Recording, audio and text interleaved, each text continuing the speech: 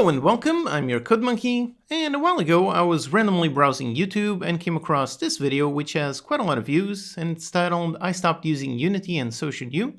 Naturally, I clicked on it and watched the whole thing. It features some common misconceptions that I've also seen in several comments on Reddit, so I figured I'd make a video with my thoughts on this topic. Now of course, before I go any further, let me start by saying, obviously I'm biased towards Unity. It's what I've been using for almost 10 years, it's the tool that allowed me to become an indie game developer. Back then, I was having trouble in college and eventually dropped out, so my future wasn't looking too bright, so if I hadn't found Unity and Steam Greenlight didn't happen, then my life would be very different right now. So yes, I'm definitely a bit biased towards Unity, but I'll try to be as objective as I can in my responses. If you think I'm being blind by my bias, then please let me know in the comments, but at least watch the full video so you hear my arguments. It would be great to have this video reach a broader audience to see all of the comments, so if you can, please hit the like button so YouTube promotes this video to reach more people with different perspectives. And just to clarify, this isn't meant as an attack on the original video, everyone is free to have their opinion and use whatever engine you want. My opinion on game development is always the same, the goal is to make a game, the engine is merely the tool, so choose whatever tool you want, just make sure your choice is based on valid arguments. I merely want to clear up some common misconceptions, and responding to this video is the perfect way to do that. And while a lot of these are misconceptions or misinformation, in the end I will give my own thoughts on some valid problems with Unity that I think they should and could improve. Okay, so let's hit play. I got into game dev 4 years ago, and in 2018, Unity was just the thing that everyone used. At that time, it was truly the best you could get. It was beginner-friendly enough to learn without experience. It could do 2D and 3D games. It had a giant user base and heaps of online resources. Everyone was parading this engine around like it was going to be the golden child of game dev software, but things have changed. Alright, so the video starts off talking about the positives back in 2018. It was very beginner friendly, it did both 2D and 3D, it had a huge community with all of the resources you could possibly need to build any game you want. But then supposedly things have changed and this is no longer the case. Right away, I don't see how that's accurate in any way. Unity still works great in both 2D and 3D, it's even better nowadays. Back when I started, 2D had pretty much no tools, and making my 2D Steam games required quite a lot of tricks. Nowadays, there's mountains of 2D and 3D tools, both free and paid. The community is bigger than ever, which in turn makes it easier for beginners since you have so many places to learn literally anything. But let's keep watching the video to see if he explains why he thinks like that. I literally cannot work in this thing anymore. During my 1-year break from YouTube videos, I took the time to properly delve into other game engines, mainly Godot and Unreal, and I know I'm gonna get destroyed for saying this, but guys, Unity is objectively bad. My biggest issue with this engine, hands down, is that it's way too bloated. If something like Unreal Engine stays focused on making 3D games and Godot stays focused on 2D games, Unity just says, "F it, I'll do what they do, but worse." And I don't care what people think. Less is more. And here we come up to the first argument, which is one that I've heard countless of times, and to be honest, I really just don't get it. Essentially pointing out the fact that the engine can do anything and has tons of features, they point that out as a negative. I generally do not understand this argument. If you want to make 2D games, then go ahead and use the 2D tools and don't worry about the 3D tools. If you want to work on a simple 2D point-and-click game, then the fact that the engine also supports something like machine learning, that doesn't really negatively affect you at all. The fact that the terrain system can be used for making an awesome 3D game like Valheim does not negatively impact your ability to make an awesome 2D side-scroller kind of like Hollow Knight. Again, I seriously just genuinely don't understand this argument, but I've heard it countless times in tons of comments and Reddit posts. The fact that the engine can do so many things is a positive, not a negative. Yes, Unity has tons of tools and supports an endless amount of use cases, everything from simple games to extremely complex games, to even things to do with architecture or cars, AR, VR, and so on. You can make games for a phone, or a watch, or a console, or a super high-end PC. Those are really all positives. If you want to make a 3D strategy game like Dyson Sphere Program, you can do that. The fact that Unity has tons of 2D tools does not negatively impact you at all. So I really honestly do not understand this argument, but let's keep watching. Opening a Unity project nowadays feels like a pop quiz. Why are there 3 different rendering pipelines for 3D games? Why are there so many Unity versions I gotta keep track of and reinstall every single month? Okay, so now let's go through each point one by one. First, on the render pipelines. This is one that I would agree that as a beginner can seem quite confusing. But at the same time, it is literally a question that can be answered in 30 seconds. Unity has 3 render pipelines: the legacy built-in render pipeline, the high-definition render pipeline, and the universal render pipeline. Which one you choose, you just need to ask yourself a very basic question. Are you trying to make a game that pushes the limits to its max, trying to go for AAA quality and publish the game on consoles or high-end PCs? If so, then go with the high-definition render pipeline. For literally every other use case, go with the universal render pipeline. The legacy built-in render pipeline is exactly that, it's legacy, so you only use it if you have a very specific use case where you absolutely must use it. So on this point, I understand how for a complete beginner it can seem confusing, but the answer is literally just one Google search away. Or if you don't even want that, then you really just look at the name. The universal render pipeline is universal, it runs on anything. And the high definition pipeline is if you want high definition. So this is one where maybe I'm completely blind with my bias because I just know this, but to me it seems like a really simple system. And you're also going to use whatever game engine you choose for the next months or years, so I really don't see how something you can learn in 30 seconds is an issue in any way. Why are there so many Unity versions I gotta keep track of and reinstall every single month? Then it's the same thing for the versions argument. He asks, why are there so many Unity versions that you have to keep track and reinstall every single month? And once again, it's quickly answered with a simple Google search. If you search, you might even come across my video on the subject where I literally say the answer in the first 30 seconds. Unity has 3 version types. You've got long-term support or LTS, tech, and preview. The quick answer is extremely simple. Use the latest LTS version, that's it. Long-term support is the version that supports the maximum stability and is support for 2 years past its release. If you're not working on the bleeding edge of tech, then there's no reason for you to be using anything else. If you just want to make games, you just download the latest LTS version, it's that simple. And then the part where he says you need to reinstall every single month, I'm assuming he's referring to the hotfixes versions. The first number in the version, that one is the year. Then you've got the major version numbers, so 0.1 or 0.2 for tech and 0.3 for LTS. And the last one is the hotfix. Essentially, major versions contain lots of new features, LTS versions just contain stability updates, and hotfixes just contain bug fixes. There's a new hotfix version about every 2 weeks, but that's the thing, those are hotfixes, you don't need them. If you're not about to release your game, if you're just working during development and you're not encountering any Unity bug, then just keep using whatever version you already have. I literally have not downloaded a Unity version in probably about 6 months, and for me, I do tons of videos exploring tons of topics rather than working on a single game. You can go watch my videos to see that I've used version 2020.3.3 in 20 or so videos, and then a while ago I updated to 2020.3.12. So right now I have just 3 versions installed. I've got a 2021, a 2020, and a 2019. So the 21 is for when I explore some more bleeding edge packages. Then the 2020 is where I use normally, and the 2019 version is because I'm making some assets. If I was just making a game, I would simply keep the 2020 version and nothing else. So the idea that you need to keep dozens of versions, especially while working on a single game, I mean that's just not correct. And again, this isn't just in this video, I've seen the same sentiment in so many comments. So on these 2 topics, regarding render pipelines and versions, literally 30 seconds of searching will give you the answer. Personally, when I think about choosing an engine, I think about something that I won't be using for many years.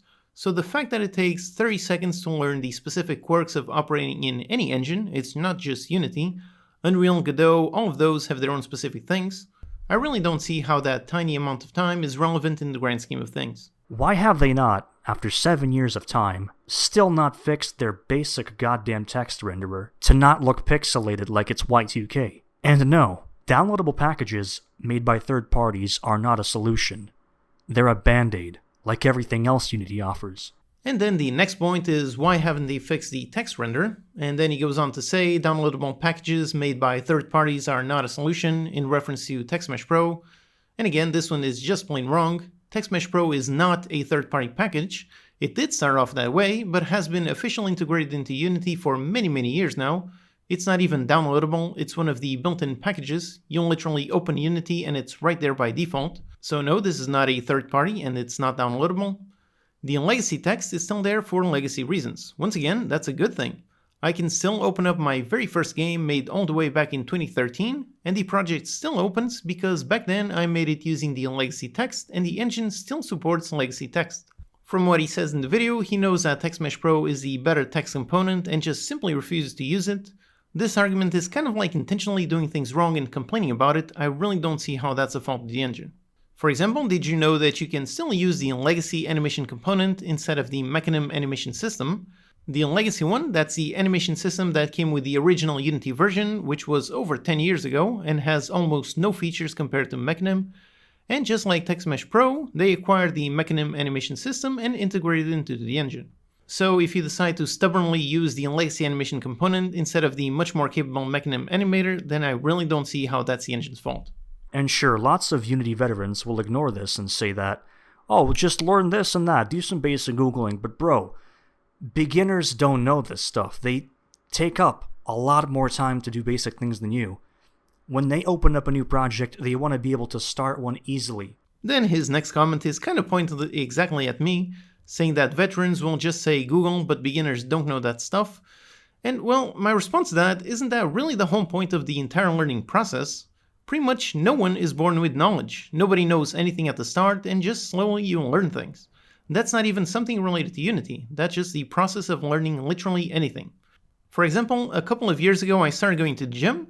I had no idea what was a tricep or a rear delt, what on earth was a deadlift, and what is the proper form to do a bench press.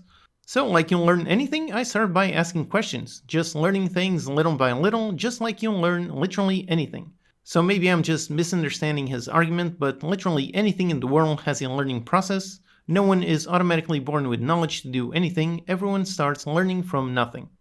Beginners don't know this stuff. They take up a lot more time to do basic things than you.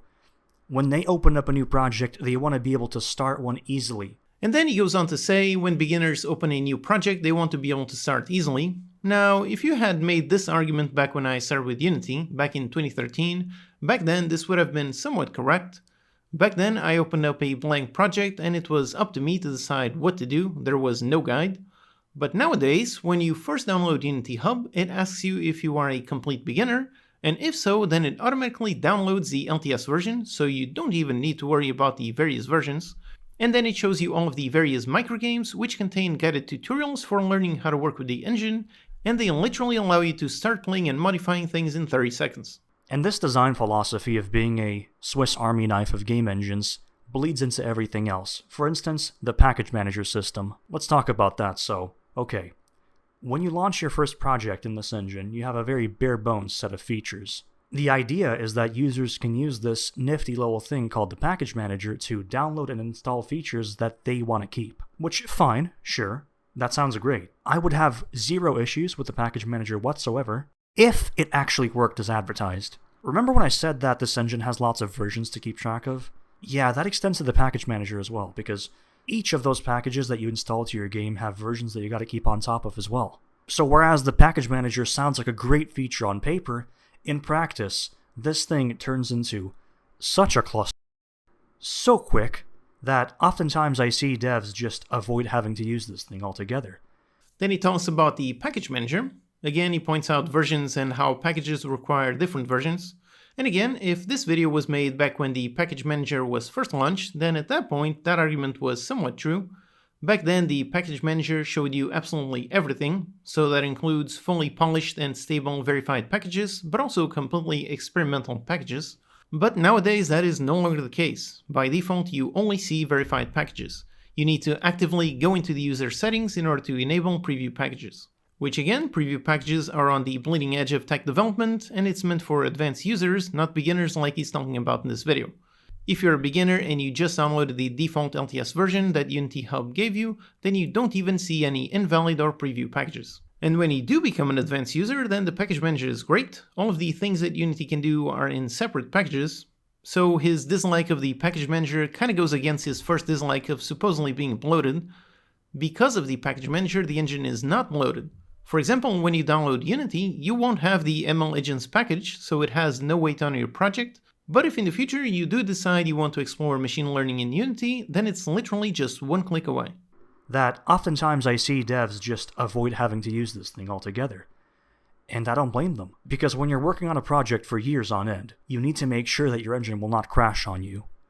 And speaking of crashes, let's talk about those. I often joke with my friends that Unity has become the Adobe of game engines, because just like Premiere Pro, my projects would crash so many times that I was seeing error messages in my sleep, man. But Daniel, my projects never crashed. Well, you know, man, good for you, because I swear to God that the stability of this fucking software gets more and more fragile by the year. Maybe I'm alone with this, maybe there's something wrong with my system, but I don't care. I see it how it is, and I behave accordingly. Like, I'm not exaggerating, guys, when I say that the early access build of Unreal Engine 5 has crashed less on me than the full-time, long-term support build of Unity. I don't know about you guys, but when I'm making a game, the first thing that I want is stability. It's kind of important for me.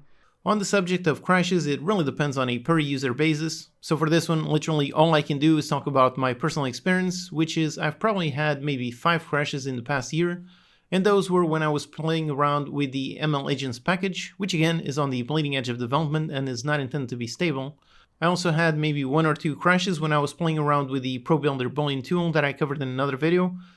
But again, that tool is marked as experimental, so the warning is right there. So yes, I absolutely cannot say the engine doesn't crash. Everyone has different hardware, different drivers. All I can say is speak from my experience, and all of the crashes that I had recently, they were all related to experimental features. I really don't remember the last time I had a crash when just working on a normal game with an LCS version. I've been using Unity for almost 10 years, I've made 8 Steam games, countless prototypes, 3 complete courses and over 500 videos. In all that time I've used Unity across 4 or 5 machines, and in all that time I've had maybe 20 or 30 crashes in probably 10,000 hours of usage. So yes, on this point really all I can do is share my personal experience. If you have a different experience, then really all I can say is I'm sorry to hear that. But look, man, at the end of the day, the Unity company doesn't care about game devs anymore. Then his next point is Unity doesn't care. It's kind of hard to argument against this one because it's so light on specifics. What exactly does he mean by doesn't care? Does he mean that Unity doesn't have new features being added? If so, you can just browse the changelog for any Unity version and see there are features being added and tweaked all the time. You've got tons of things for AAA games and things for solo indie devs. Or maybe don't care means they are focused on things other than games. Unity does have tons of use cases and games is just one part of it. But each team works on different things. The games team continues working on games, and the automotive team continues working on automotive features. An example of this is a while ago they changed their logo, and some people posted the obvious comment, which is why are they working on changing the logo instead of adding more features? To me this was a very strange comment. I mean, isn't it obvious that different people work on different things? The marketing branding team is definitely not the same as the engineering team. Or maybe by don't care does he mean that the people behind the company don't care about their users? I can speak from my personal experience. I've met a bunch of people working for Unity. They were all extremely nice and committed to doing the best they can. For example, on Twitter, I'm constantly seeing Will talk to people and passing feedback along to the relevant teams. They also have a survey program where you can make your voice heard. And every once in a while, the subreddit gets posted by the official team. So I'm not sure exactly what was his argument with saying Unity doesn't care, but either way, I just don't see it. With Godot being on the rise for 2D game devs, and Unreal Engine 5 completely outclassing them in the 3D department, you Unity loyalists can cope and see that this fact, but while you're busy focusing on 3D render pipelines and version control, I'm going to be focused on making my game instead. And his final point is apparently Unity devs spend their time trying to study render pipelines and version control systems, while instead he is spending his time making his game. I mean, I do video tutorials, so my job is to learn things and teach them, which means I spend a lot more time dealing with Unity than people who just want to make games. But even with that, the time that I have spent learning render pipelines was a tiny amount, pretty much just enough to get them to work. The last time that I even had to think about render pipelines was when I wanted to make a see-through effect for my house building system, and that wasn't even anything specifically related to URP or HDRP, it was just learning how to do an effect. Another example, I just recently made a complete minigame, the Squid Game video. I spent about 20 hours making that game, and in total I think maybe about 10 seconds of that were related to making the render pipeline object. That's really it. So anyways, that's the end of the video. Again, I've seen so many of these arguments in so many places, so I figured I'd share my thoughts on this topic. And now, this is the time that I wanted to take to mention all of the things that I think Unity could improve, but this video is already super long and I don't want to force myself to cut down on mentioning all of the things that I think Unity can improve, so I'm instead going to make that as a separate video just on that topic, and maybe someone from Unity will see that one and hopefully improve some of those things. So stay tuned for that coming video, or if you're from the future, check the link in the description. I'm working on editing it right now. And again, this isn't meant as an attack on the original video. Everyone is free to have their opinion and use whatever engine you want. You can go with Unity or Godot, Unreal, Game Maker, whatever you want. Remember that the goal of a game developer is to make games. The engine is just a tool you use, so choose whatever tool you want. But whatever choice you go with, make sure it's not based on misinformation or things that are non-issues. Please do tell me in the comments if you think I'm acting like a blind fanboy or something. I see the same arguments over and over again, and I just don't see how most of them are valid. I'm definitely biased towards Unity, but I think I'm being objective in my responses. But by all means, do tell me if you think I'm completely off on my thoughts. Nothing is perfect, but I've been using Unity for a very long time, and as I see it, the engine just keeps getting better and better, and I've never come across an idea that I could not make with Unity. So until that moment comes, and if that moment ever comes, until then I'm a happy Unity user and will continue using it to make my own games for many years to come. Alright, so this was a very different video from the usual, but I hope it was interesting to hear my thoughts on this topic.